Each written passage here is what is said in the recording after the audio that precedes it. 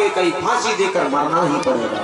और यदि गोविंद से प्रेम लगाओगे तो भवसागर से पार हो जाओगे।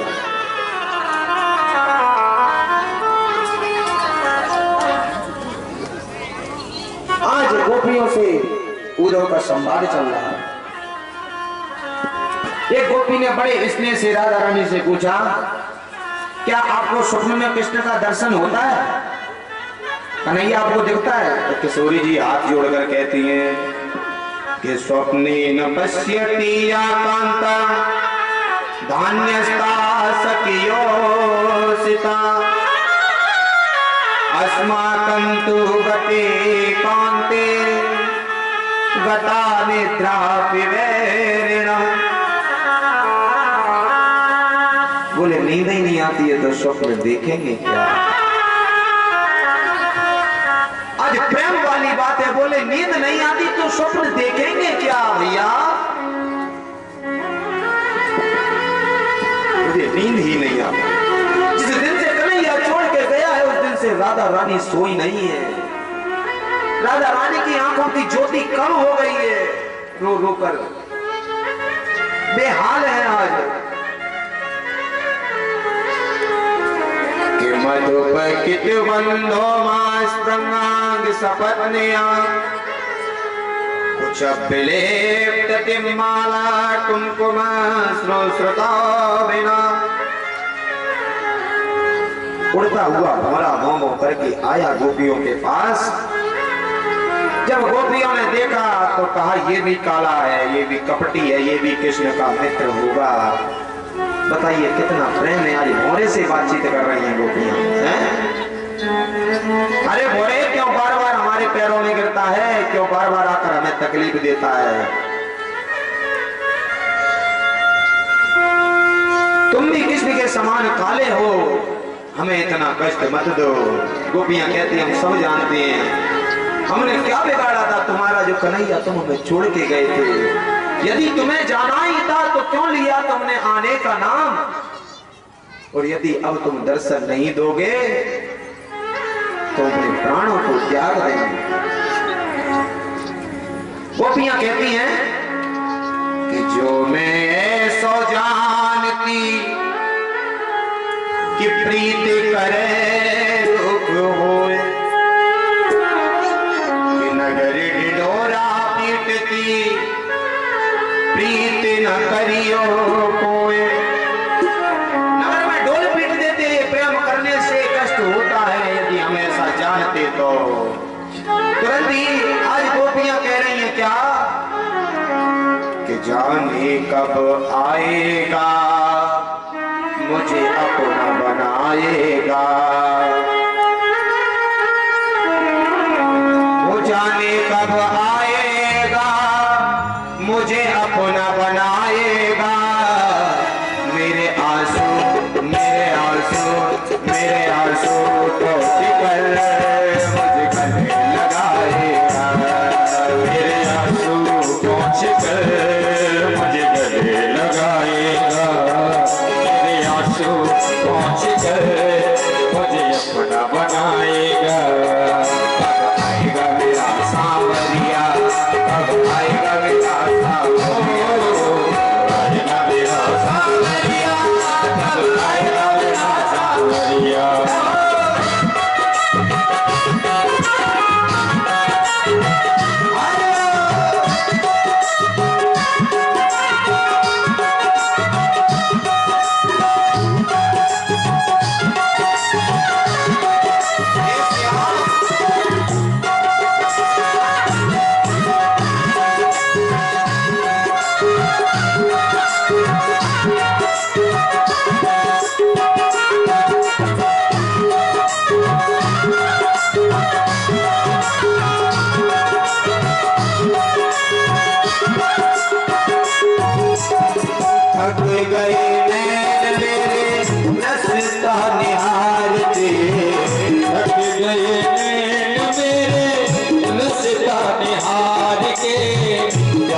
प्यासी अखियों में सपने बहार दे।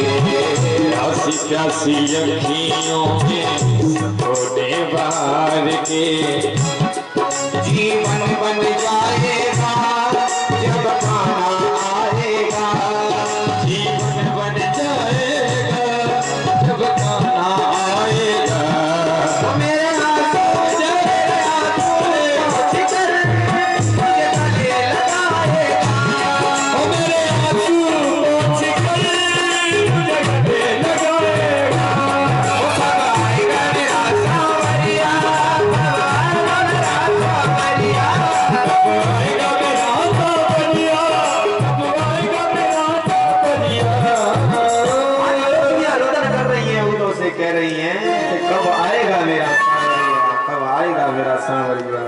आज गोपियां कहती हैं कि गोविंद के चरणों में प्रेम लगाइए। तू तो कह रहे हैं गोपियों से कि गोविंद के चरणों में प्रेम लगाओ, भगवान के चरणों में प्रेम लगाओ, मन को लगाओ चरणों में। तो तुरंत ही गोपियों ने कह दिया क्या कि ऊधा मन ना भरे 10-20, ऊधा मन ना भरे 10-20, एक हथों सो गयो श्याम संग, अब को राखे ईस। वो तो एक मन था, वो श्याम के साथ में चला गया। एक दिल था, एक मन था, एक हृदय था, वो श्याम के साथ में चला गया। मेरे 10-20 मन नहीं है, ये परमात्मा के चरणों में लगा दे। कैसे लगा दे उदो? श्यामा जो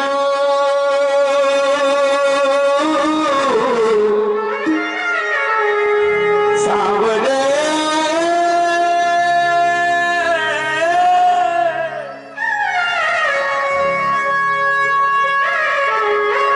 तुम बिन में व्याकुल भयो, जैसे जल बिन मीन, जन्म जरा मेरी हरो, चलो मोहे स्वाधीन। वो क्या कह रही है? रे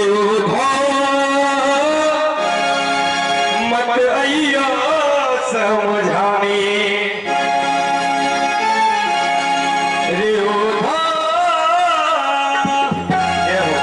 मत आइया समझाने, जाके कांटा लगे वही जाने, ओ जाके कांटा लगे वही जाने, ओ मत आइया समझाने,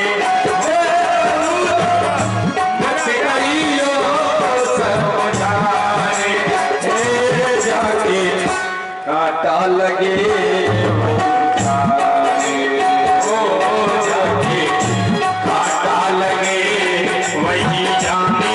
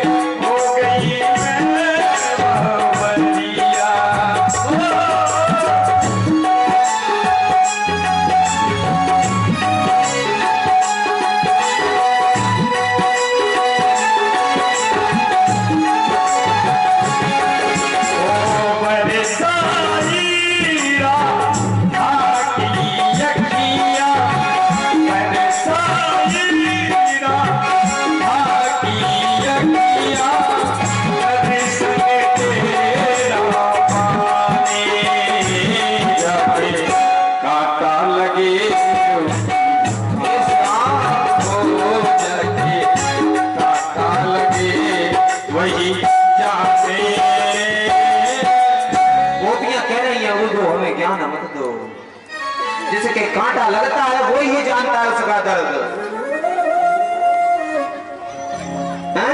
बोले मन भगवान में लगाओ तो तुरंत ही कहती है कि श्याम धन श्याम मन श्याम ही हमारो तन। आज तो यहाँ में कूदो हमें श्याम ही सो काम है। श्याम ही श्याम जिए श्याम बिन कौन जिए के आंधरे की लाकड़ी आधार नाम श्याम है। के उदो तुम भय बोरे पाती लेके आए दौरे। उदो तुम पागल हो गए हो जो हमारे पास संदेश लेकर आए हो। गोपियां कह रही है उदो से के उदो तुम भय बोरे पाती लेके आए दौरे कि योग का राखो या तो रोम रोम श्याम। मेरे रोम रोम में श्याम भरा हुआ है। गोपियां कहती हैं राधा रानी आज उदो का ज्ञान की सीढ़ी खिसक गई, प्रेम में भोर हो गए कि उदो सूदो है गया। सुन गोपिनी के बोल कि ज्ञान बजाई डुब डुबी कि प्रेम बजायो ढोल। ऐसा गोपियों ने प्रेम का ढोल बजाया कि ज्ञान की डुब डुबी की आवाज कम पड़ गई उदो की। आज उदो को वहां जाते जाते 7 महीने व्यतीत हो गए। बताइए 7 दिन की जो उदो कह के आया था और 7 महीने हो गए। आज वार्तालाप करते करते गोपियों के नेत्र से